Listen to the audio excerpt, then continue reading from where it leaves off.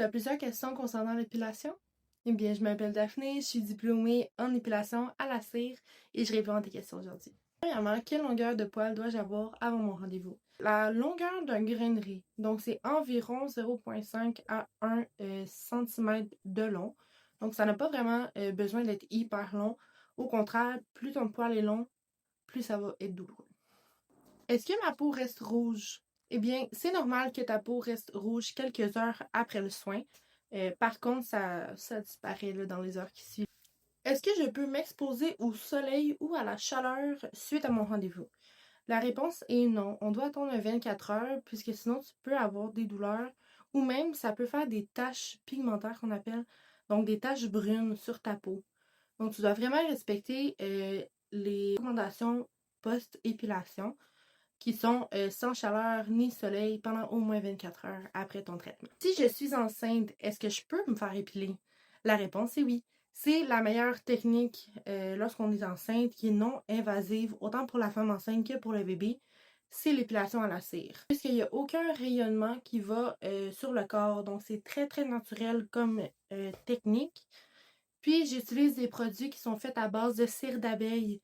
Donc c'est très très naturel. Si j'ai tendance à faire beaucoup de poils incarnés, est-ce que c'est une bonne solution pour moi? La réponse c'est oui. C'est la technique qui va créer le moins de poils incarnés puisque le poil s'enlève au complet.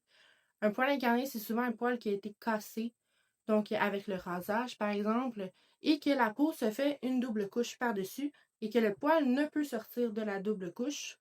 Et souvent ça fait un bouton. Donc, puis ça peut même aller à faire du pus et une infection.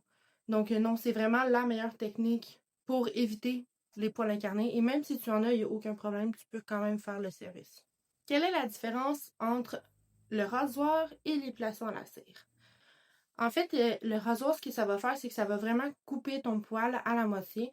Donc, à l'intérieur, ton bulbe, qu'on appelle, qui est le bout de ton poil, ne va pas être enlevé.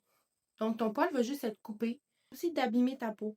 Donc, tu peux faire des petits boutons de rasage, tu peux faire des poils incarnés, tu peux te couper aussi. Donc, c'est vraiment pas la meilleure des techniques pour enlever le poil. Donc, ce qui va faire que tu vas venir me voir aux 6 à 10 semaines pour ton épilation, alors qu'au rasoir, certaines personnes se rasent aux 2 jours. Est-ce que c'est douloureux? Ça reste une technique qui est sensible, ça c'est sûr. Je viens quand même enlever ton poil. Par contre, au fil du temps que tu vas venir me voir, ton poil va s'affaiblir. Donc, la sensibilité va finir par partir. Et ton poil va passer d'un poil foncé, fort, donc rude, à un poil plus pâle et beaucoup plus faible. Ça demande vraiment plus d'énergie, donc il en reste vraiment moins d'énergie pour refaire un poil qui est fort. Donc, tu vas te ramasser avec un poil pâle et faible qui va vraiment faire moins mal à enlever au fil du temps.